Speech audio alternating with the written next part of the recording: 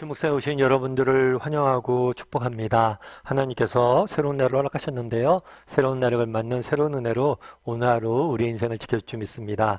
이렇게 아침 묵상하는 것이 또 쉬운 일만 아니죠. 아침 일찍 일어나서 그래도 이렇게 하나님의 하루의 첫 시간을 하나님께 드렸을 때 하나님께서 이 시간을 기뻐 받으시고 우리 인생에 필요한 은혜를 줄 줄 믿습니다.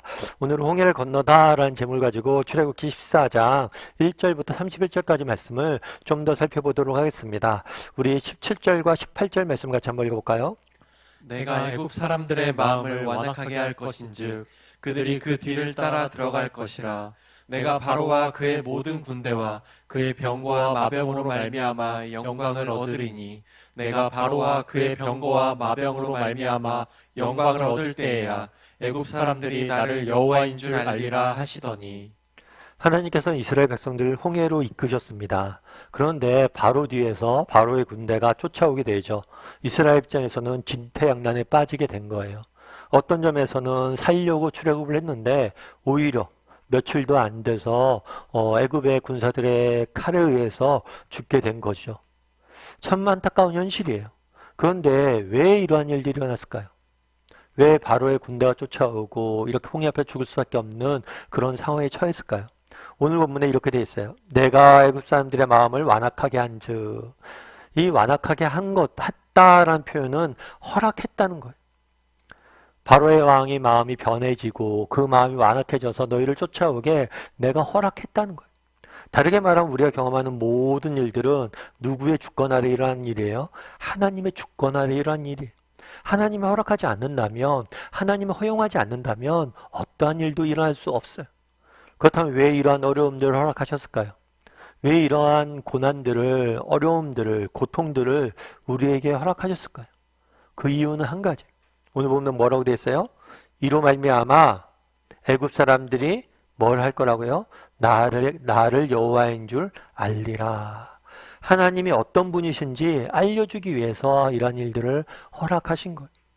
이스라엘 백성들에게 하나님이 어떤 존재인지 알려주시기 위해서, 또 하나님을 믿지 않는 애굽 군대들, 애굽 사람들에게 여호와가 살아계시다는 것과 하나님이 정말 이 세상 모든 만물을 다스리는 분이심을, 정말 자기 백성들 누구보다 사랑하시는 분이심을 알려주려고, 보여주려고 이 모든 일을 계획하셨다라고 이야기하는 거예요. 다르게 말하면 하나님이 어떤 분이신지 알게 하시려고 광야로, 홍해로, 또 애굽 군대가 쫓아오는 곳으로 이스라엘 백성들을 인도하시는 것입니다.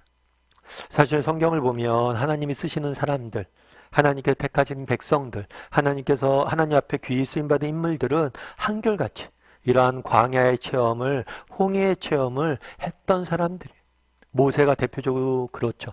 모세 같은 경우 이스라엘 백성들을 구원하기 전에 그 전에 40년간 광야에서 보냈어요. 다윗도 그렇죠. 다윗도 이스라엘 왕이 되기 전에 사울에게 쫓겨서 광야에서 수많은 시간들을 보냈습니다. 예수님도 그랬어요. 예수님도 정말 공생을 시작하기 전에 광야에서 시험 당하셨다는 거죠. 그렇다면 왜 하나님은 자신의 사람들을, 자신이 사랑하는 백성들을 이렇게 자꾸 광야로 내모는 걸까요? 왜 자꾸 홍해로 내모는 걸까요? 왜 자꾸 고난의 시기에 고통의 땅으로 내모는 걸까요? 어느 목사님께서 성지순례를 한번 갔던 적이 있었다고 이야기를 하더라고요. 근데 이 성지순례 갔는데 다행인 것은 후배 한 명이 히브리 대학교에서 고고학을 공부하고 있어요. 그래서 이 후배 목사가 시간을 내서 제가 전체적으로 가이드를 해주겠습니다 라고 말씀한 것 같아요. 사실 그렇죠. 우리가 이렇게 낯선 곳에 가는데 그곳에 있는 풍습과 역사와 그런 것들 잘 아시는, 고고학을 연구했으니까 얼마나 잘 알겠어요. 그런 사람이 가이드를 해주면 똑같은 여행을 해도 뭐예요? 훨씬 더 많은 것을 얻을 수 있겠죠. 그래서 나름 기대감을 가지고 이번에 성지순례를 갔다고 그러더라고요. 그런데 후배 목사가 처음 데려간 것이 뭐냐면 유대 광야였대요. 근데 유대 광야 가보니까 정말 아무것도 없대요. 볼 것이 아무것도 없고 돌밖에 없는 거예요. 그러다 보니까 이 목사님이 마음이 조금 불편함이 좀 있었나 봐요. 왜냐하면 어렵게 성지순례 온 거잖아요. 비싼 비행기 값 주고. 그런데 보는 게 그냥 광야예요. 돌덩이밖에 없는, 볼 것이 하나도 없는 곳으로 데려간 거예요. 왜 이렇게 볼 것이 없는 광야로 데려왔을까? 그것도 제일 처음에. 이런 생각이 또 이런 불만이 약간은 들었겠죠. 그런데 이 후배 목사가 그런 얘기를 했다고 그러더라고요. 목사님, 광야가 히브리어로 뭔지 아세요? 그랬더니 갑작스럽게 이렇게 질문하니까 생각이 잘 안 났던 거죠. 그랬더니 생각이 잘 안 나네? 그렇게 이야기했대요. 그랬더니 그 후배 목사가 이렇게 이야기했대요. 히브리 말로 광야는 미드바르라고 합니다. 그런데 이 말은 어디서 왔냐면 다바르 라는 말에서 나오는데 이 다바르란 말은 하나님의 말씀이란 의미란 거예요. 다르게 말하면 광야는 어떤 곳이냐?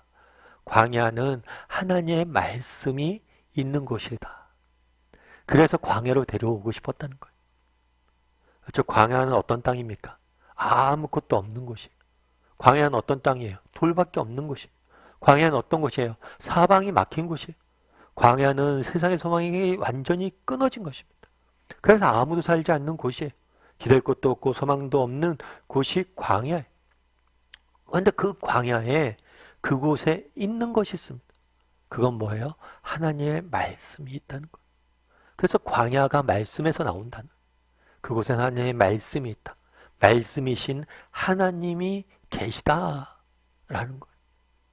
이는 정말 인생의 광야를 거쳐온 사람들, 인생의 홍해를 만났던 사람들이 한결같이 고백하는 거예요.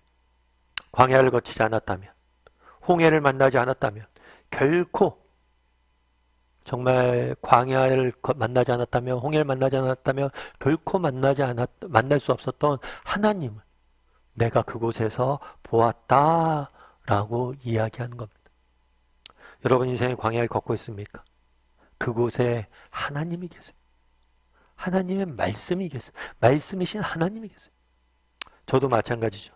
제 인생을 살펴보면서 정말 하나님을 깊이 만나고 알았던 시기는 언제냐? 전부 다 고난의 시기였던 것 같아요. 정말 어렵고 힘들었지만 그 시기를 통해서 하나님이 진정 어떤 분이신지 깨닫고 알게 되지 않았나라는 생각이 있습니다. 특별히 저희 교회 같은 경우 저도 교회 개척한 지 8년, 만으로 8년이 넘어가는데 여름에 제가 8월 달에 교회를 사임을 했거든요. 사임을 하고 12월에 교회 개척을 시작을 했는데 그때까지 정말 급작스럽게 교회를 사임하고 교회 개척할 때까지 정말 꽤 오랜 시간이 있었죠. 그때가 제 인생에 가장 막막했던 시간인 것 같아요. 어디로 가야 될지, 어떻게 가야 될지, 뭐 개척을 해야 될지 말아야 될지, 개척 멤버 한 명도 없고 어떻게 해야 될지 모르고. 그래서 아는 집사님들이 목사님 앞으로 어떻게 할 계획이에요? 글쎄요, 모르겠어요. 앞으로 어떻게 하시려고 그러세요? 이제 개척할까 생각해요. 개척 멤버는 있어요? 아니요, 없어요. 그럼 장소는 있어요? 아니요, 없어요. 정말 아무것도 없이 막막하더라고요.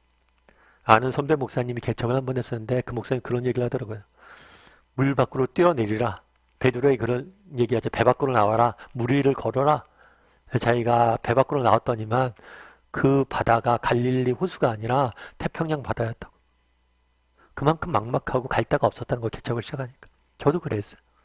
그런데 재밌는 건 뭐냐면 그때가 정말 제 인생에 가장 정말 하나님 깊이 만났던 때. 그 시간 정말 막막하고 아무것도 없었는데 그 시간을 통해서 하나님이 주시는 은혜를 가장 많이 맛봤던 것 같아요. 정말 사람의 소중함도 깨닫고 정말 그런 시기를 겪지 못했던 만날 수 없었던 사람도 만나고 그래서 정말 복되게 하나님께서 그 시간들을 이끌었던 경험들이 있습니다. 그날에 왜 우리에게 홍해를 허락하실까? 왜 우리 인생에 광야를 허락하실까? 다른 거 우리 다 알 수 없어요. 근데 한 가지 분명한 것이 있어요. 그건 뭐예요? 그곳에 하나님이 계시다는 거예요. 그곳에서 우리는 하나님을 만날 것이라는 거예요. 그렇기 때문에 우리는 홍해가 앞에 있어도 광야가 앞에 있어도 묵묵히 믿음의 길을 걸어갈 수 있는 겁니다. 바라기는 우리 다음의 식구들이 정말 인생의 홍해 앞에 있을 수 있습니다. 하지만 기억했으면 좋겠어요. 우리는 그 홍해를 통해서 하나님을 만나게 될 것이다. 그곳에 하나님이 계시다. 그런 믿음을 가지고 하루하루 살아갈 줄 아는 저와 여러분이 되기를 주님으로 소원합니다.